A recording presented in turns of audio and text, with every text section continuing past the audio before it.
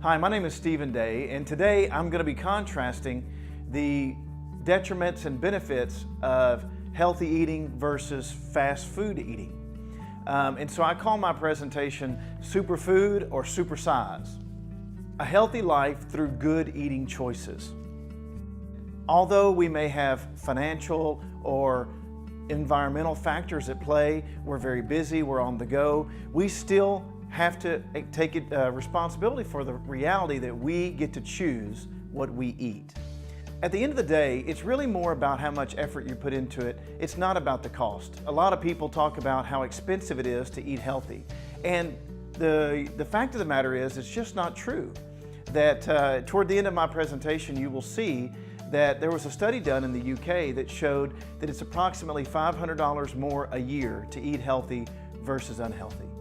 And so I believe that the case that I lay out for you today really showcases the importance of making the effort to eat healthy, that in the long run, not only is it incredibly beneficial to the quality of your life, but it's not going to break the bank.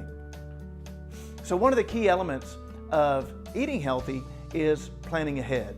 Now again, we're all very, very busy. Life is moving constantly. We all have responsibilities, and it can be hard to do that. The evening before, you can take some time to look at the food that you have available, make a plan on what you're going to eat the next day. When talking to bodybuilders and people that are very, very cued in on what they're eating and why, they will often plan every single calorie that they consume the next day. Most of us, that's unrealistic. We can't do that. But what you can do is take some time out, look in your refrigerator, look in your pantry, and start making some healthy decisions. Another element here in healthy eating and a healthy lifestyle is rewarding yourself regularly. You know, there's a program out there called Dumbbells and Donuts that really promotes fitness and healthy, active lifestyle. But they also say, look, eat a donut every now and then. You know, you don't have to be so rigid and so religious about your commitment to eating healthy that means that you can't have a soda occasionally or a donut occasionally. Absolutely reward yourself. And listen, don't allow yourself to stress out. Don't allow yourself to be full of guilt or shame if you slip up, if you don't make such a healthy eating choice. You know, because mental anxiety and stress in our bodies can be just as detrimental as eating unhealthy. So having a clear conscience, a peaceful mind, a smile on your face, regardless of the eating choices that you're making, is only going to help you become more healthier. So start in your mind, make some decisions, plan ahead, and start living a healthy lifestyle today. So over the course of this semester, you know, I've learned a ton about the science behind not only the chemical reactions that are happening in our food as they're digested, but all the various benefits of the vitamins and minerals and the amino acids and all the different ways these things affect our organs and our body and our blood and our overall health, our energy, you know, our mood. You know, science really, really matters.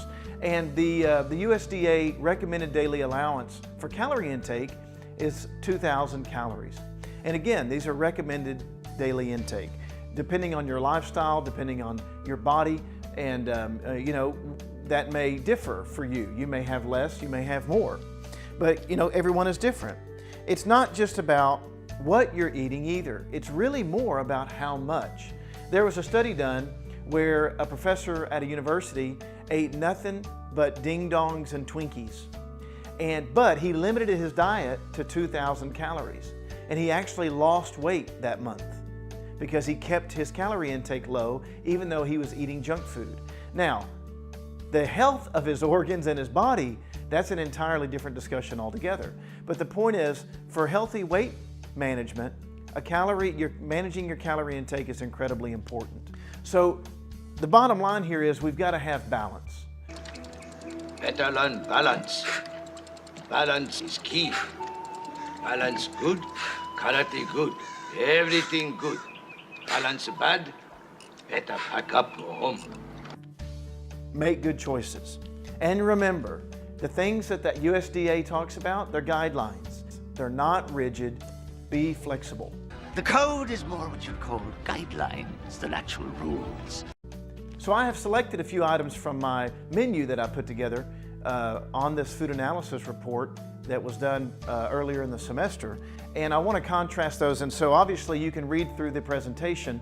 I've written a lot more than what I'm going to say, but I'm just going to hit the high spots here. So if we choose a berry flaxseed smoothie, we've got bananas, we've got mixed berries, we have the flax seeds. Bananas are rich in potassium, and according to Healthline, a potassium-rich diet helps to lower blood pressure. People who eat plenty of potassium, they tend to have a 25 to 27% lower chance of heart disease. And bananas contain a lot of magnesium, which is also important for heart health. So bananas are good for your heart. WebMD talks about how flax seeds have omega-3 essential fatty acids. These are good fats, which have been shown to have heart healthy effects. A tablespoon of ground flaxseed contains about 1.8 grams of plant omega-3s, lignans, which have both plant estrogen and antioxidant qualities, and flaxseed contains 75 to 800 times more lignans than other plant foods. So flax seeds are amazing. They're definitely a superfood. So right here in this one meal, we see a wide range of health benefits for your heart. So a great way to start the day. And it's only got 200 calories. You know, these are foods that the body can burn quickly, producing a lot of energy and really start your day right. So for my fast food or unhealthy breakfast option, I didn't have one. And the reason was because the amount of calories that the lunch and dinner portions provided from the fast food choices that I've made ate up my 2,000 calories.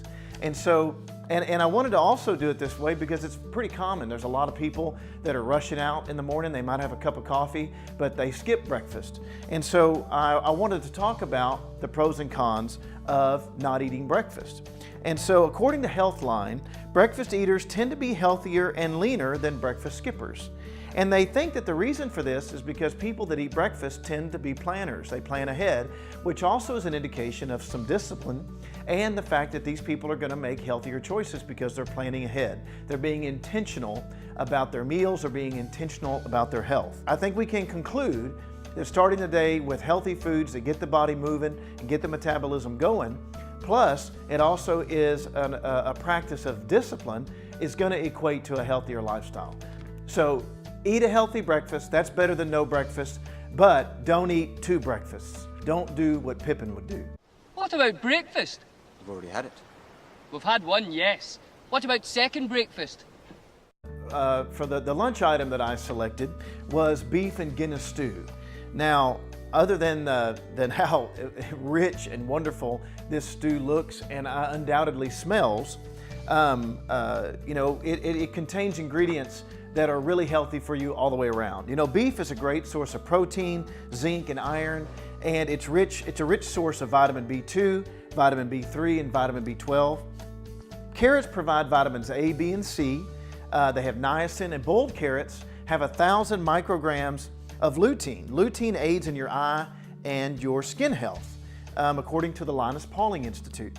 Black Gold Farms talks about red potatoes and how they're particularly healthy because of the thin, nutrient-filled skins, which are loaded with fiber, B vitamins, iron, and potassium. Half of the fiber in potato comes from the skin. So we've got red potatoes, we've got beef, we've got carrots, and we've got turnip in here as well. And turnip is a great source of minerals, antioxidants, dietary fiber. It's also a low-calorie vegetable. So a 100-gram serving only has 28 calories. Now this beef and Guinness stew, this is a 530-calorie meal. It's very reasonable. We would have a glass of water with it, some kind of a low-calorie drink. Parsnip is also included in this, which is a good source of dietary fiber, folate, potassium, and vitamin C. So beef and Guinness stew, beautiful, wonderful, tastes great, make you feel wonderful, and you won't be in a coma after you're done eating it. All right, so now we come to the fun part. The McDonald's quarter pounder with cheese, large fry, large soda. So this meal, you know, obviously there's been a tremendous amount of research done, documentaries done about the dangers of the fast food diet. There's a really great documentary called Super Size Me that talks specifically about food from McDonald's that I highly recommend. Check it out. But this meal in particular is high calorie, This is a 1,040 calorie meal. High sodium, which is salt, high fat, high trans fat, which are the bad fats that are bad for heart health.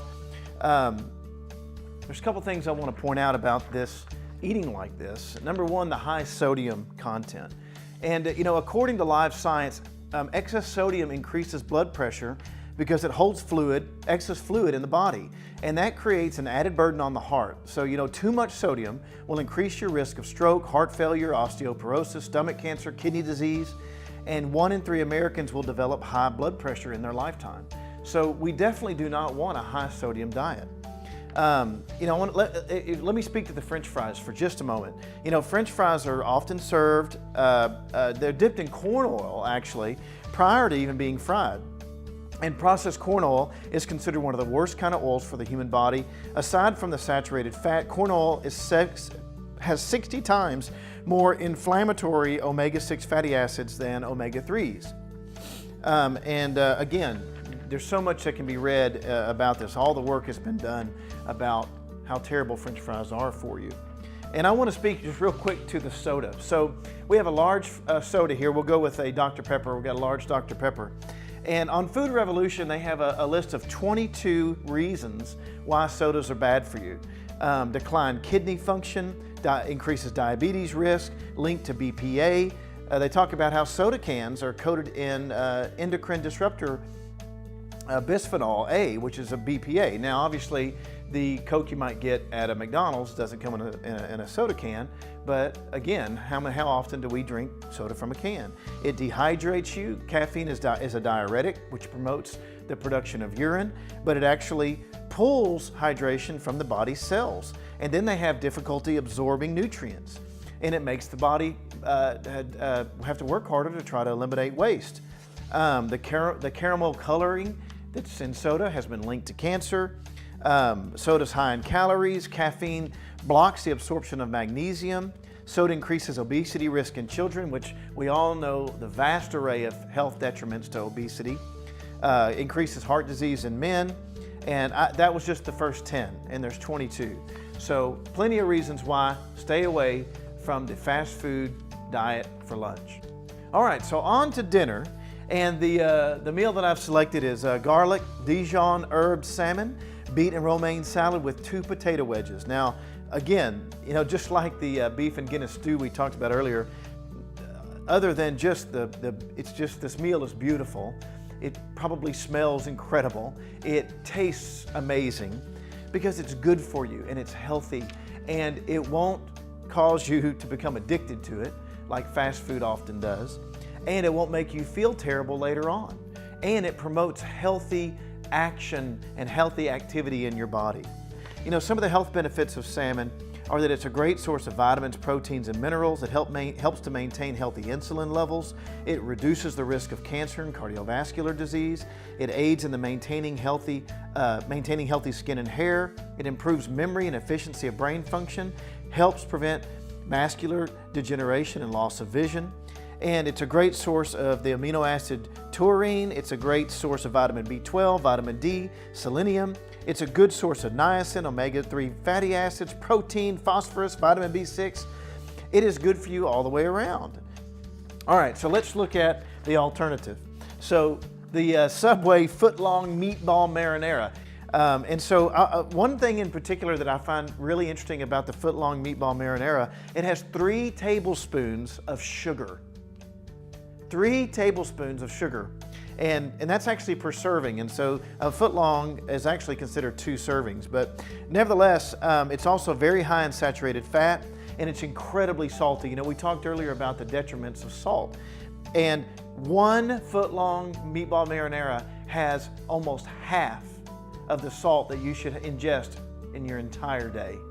And it's got 960 calories, not counting the large soda that I've included with this. And that large soda has 300 calories or so. It is quick and it's very convenient, but I promise you it will become inconvenient in time. So to conclude, when looking at fast food versus healthy eating, I think it's pretty clear that we should all be absolutely taking the time to plan ahead and make wise choices and eat healthy. to choose good foods that are full of vitamins and minerals and nutrients that promote healthy organs, healthy living, healthy minds, a healthy physiological response, healthy brain function. So that, you know, we need to make wise choices. We don't want to be like that guy. He chose poorly. So thanks for watching my presentation. Go out, make good choices, and be smart.